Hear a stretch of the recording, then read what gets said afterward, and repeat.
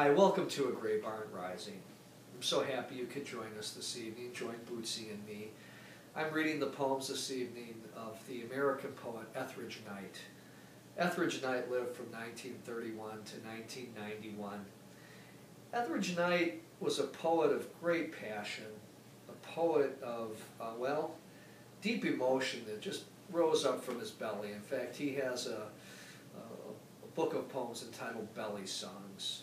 The poet Robert Bly talks about emotion residing in the belly, coming up from the deep wells of a person's being, so that's why I use that metaphor.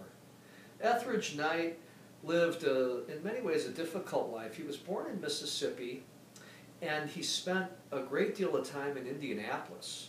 So it's appropriate, I think, too, as this broadcast is from Indiana, to pay homage to Etheridge Knight.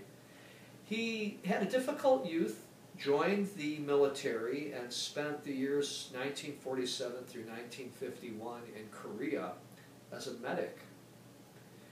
He was wounded by shrapnel and had some psychological trauma and got his discharge that year, and returned to Indianapolis, bopped around a little bit, but he had a heroin addiction, and he was living a difficult life.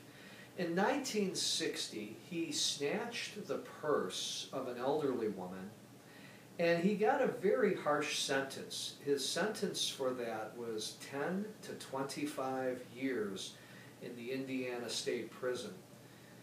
And many poets and other people tried to get that sentence alleviated and diminished in some way. It took many years, but he was paroled after 8 years. So he spent the years 1960 through 1968 in prison. And he has a wonderful quote. I want to find it for you. He says, "I died in 1960 from a prison sentence, and poetry brought me back to life."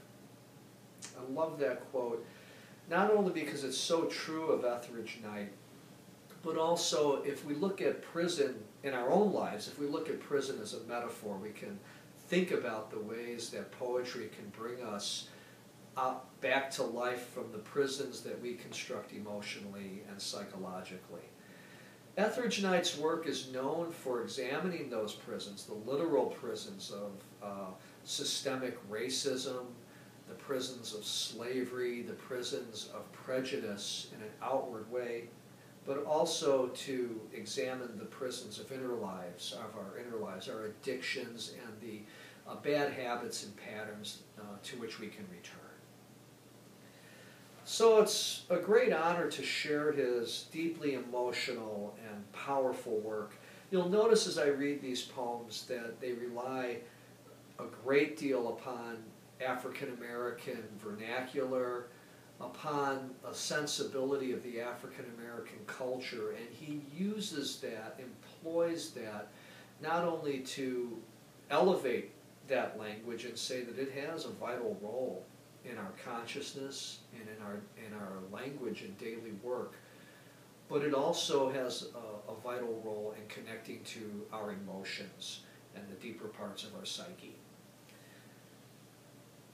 This first poem I want to read, I'd like to read from Born of a Woman, which is new and selected poems. And the first poem is a remarkable poem of his, The Idea of Ancestry. It's in 2 parts. 1. Taped to the wall of my cell are 47 pictures, 47 black faces. My father, mother, grandmothers, one dead, grandfathers, both dead, brothers, sisters, uncles, aunts, cousins, first and second, nieces and nephews. They stare across the space at me, sprawling on my bunk. I know their dark eyes, they know mine. I know their style, they know mine. I am all of them, they are all of me. They are farmers, I am a thief. I am me, they are thee. I have at one time or another been in love with my mother. 1 grandmother, 2 sisters, 2 aunts, 1 went to the asylum, and 5 cousins. I am now in love with a 7-year-old niece, She sends me letters written in large block print, and her picture is the only one that smiles at me. I have the same name as one grandfather, 3 cousins, 3 nephews, and 1 uncle. The uncle disappeared when he was 15, just took off and caught a freight, they say. He's discussed each year when the family has a reunion. He causes uneasiness in the clan. He is an empty space. My father's mother, who is 93 and who keeps the family Bible with everybody's birth dates and death dates in it, always mentions him. There is no place in her Bible for whereabouts unknown. 2. Each fall the graves of my grandfathers call me. The brown hills and red gullies of Mississippi send out their electric messages, galvanizing my genes. Last year, like a salmon quitting the cold, ocean leaping and bucking up his birth stream, I hitchhiked my way from L.A. with 16 caps in my pocket and a monkey on my back, and I almost kicked it with the kinfolks. I walked barefoot in my grandmother's backyard. I smelled the old land and the woods. I sipped corn whiskey from fruit jars with the men. I flirted with the women. I had a ball till the caps ran out and my habit came down. That night I looked at my grandmother and split. My guts were screaming for junk. But I was almost contented. I had almost caught up with me. The next day in Memphis, I cracked a croaker's crib for a fix. This year there is a gray stone wall damming my stream. And when the falling leaves stir my jeans, I pace my cell or flop on my bunk and stare at 47 black faces across the space. I am all of them. They are all of me. I am me. They are thee. And I have no children to float in the space between.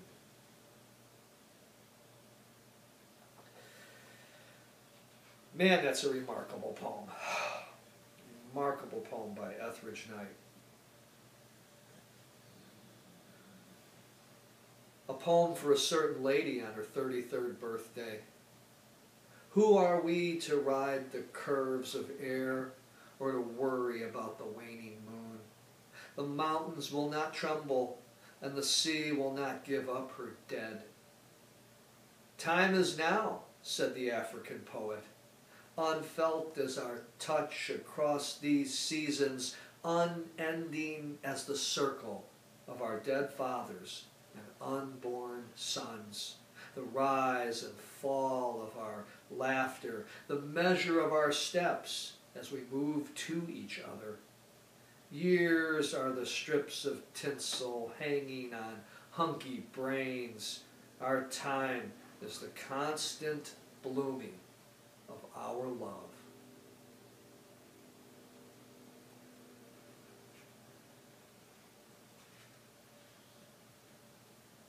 The Stretching of the Belly, for Charlene Blackburn. This is an important poem to read, especially in a book entitled Born of a Woman. The Stretching of the Belly. Marks of the mother are your self, stretching, reaching for life, for love. Markings are not to be mocked. Markings are medicants. Markings are signs along the highway.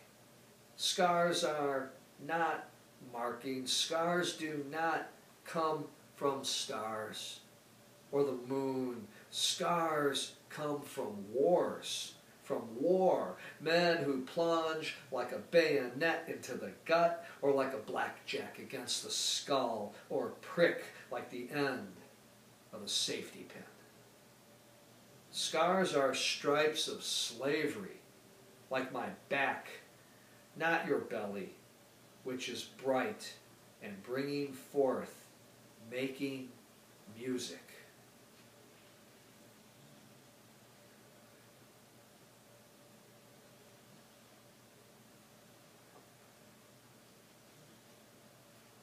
Here's a few poems. He wrote several haiku, and here's a few haiku entitled Indiana Haiku 2. There's an Indiana Haiku 1. This is Indiana Haiku 2. And each one has a little title. Vigo County. Beyond the brown hill, above the silent cedars, blackbirds flee, April rains. The penal farm.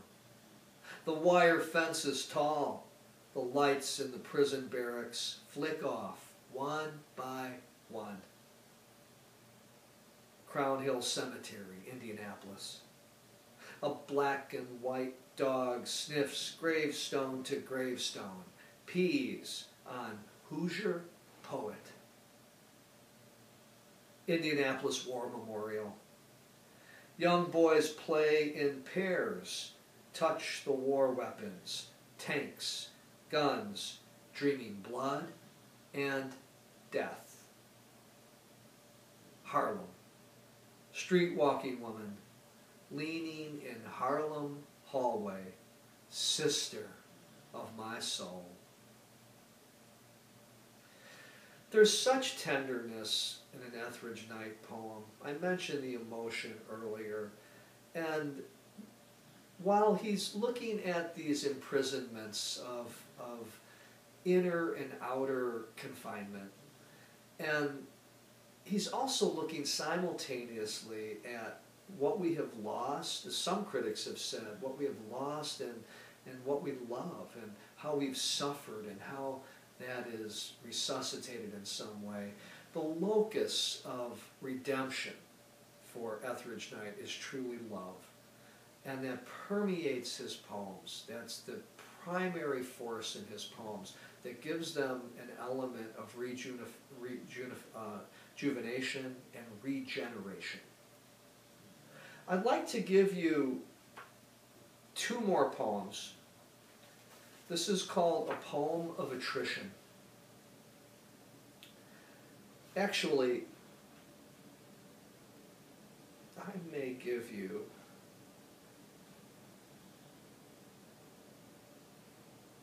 let me give you a poem of attrition.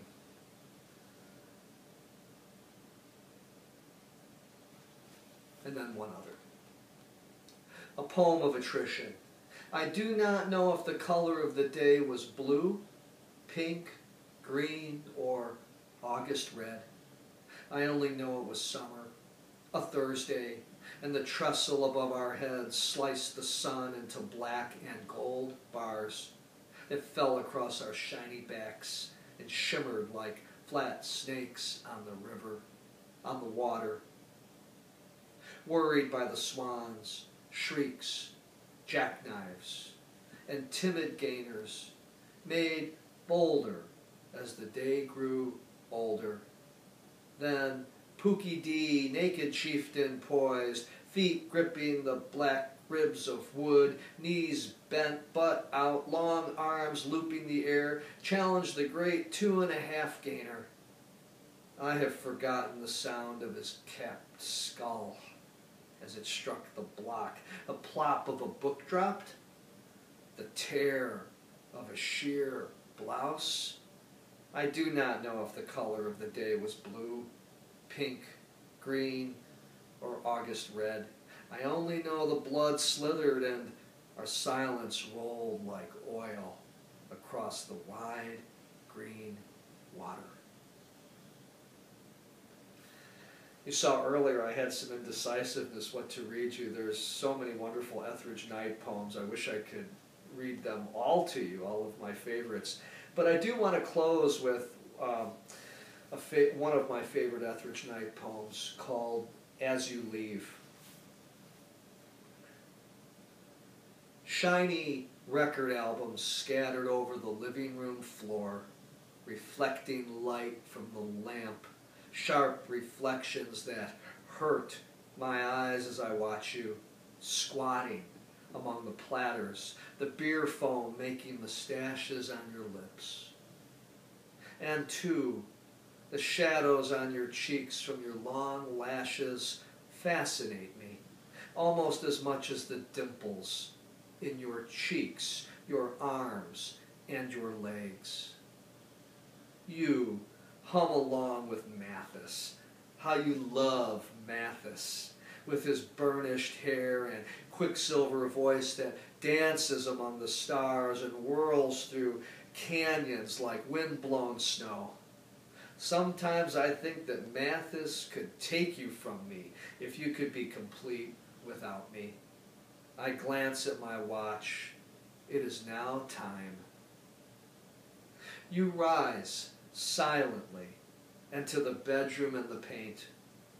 On the lips, red, on the eyes, black, and I lean in the doorway and smoke and see you grow old before my eyes and smoke. Why do you chatter while you dress and smile when you grab your large leather purse? Don't you know that when you leave me, I walk to the window and watch you and light a reefer as I watch you, and I die as I watch you disappear in the dark streets to whistle and to smile at the Johns.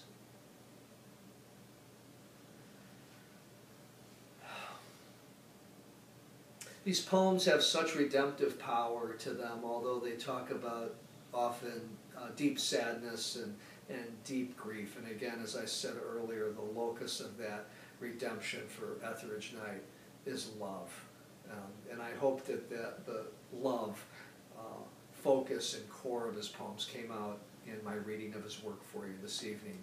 Again, I read from his book, Born of a Woman. I read the poems of Etheridge Knight, and I hope that you seek his work out. And thank you so much for joining Bootsy and me for another episode of A Gray Barn